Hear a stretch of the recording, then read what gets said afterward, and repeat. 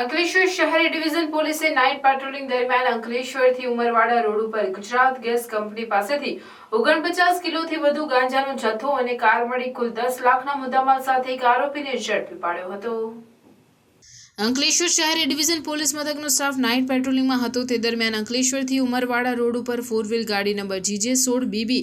9915 જઈ રહી હતી, જેના ઉપર પોલીસને શંકા જતા પોલીસે ગુજરાત ગેસ કંપની પાસે પોલીસ પોઈન્ટ નજીક કારને થોભાવી કારની ડિક્કીમાં ચેક કરતા તેમાંથી 2 પાર્સલ મળી આવ્યા હતા।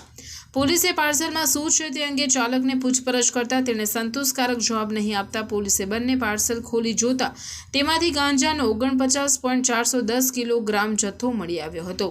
પોલીસે 4.94 લાખનો ગાંજો અને કાર મળી કુલ ₹10 લાખથી વધુનો મુદ્દામાલ કબજે કરી અંકલેશ્વરની ફેઝ પાર્ક સોસાયટીમાં રહેતા સમીર મજીદ રાઠોડને ઝડપી પાડ્યો હતો અને આ જથ્થો ક્યાંથી લાવ્યો હોવાનું પૂછતા તેને ભરૂચની દહેગામ ચોકડી ઉપરથી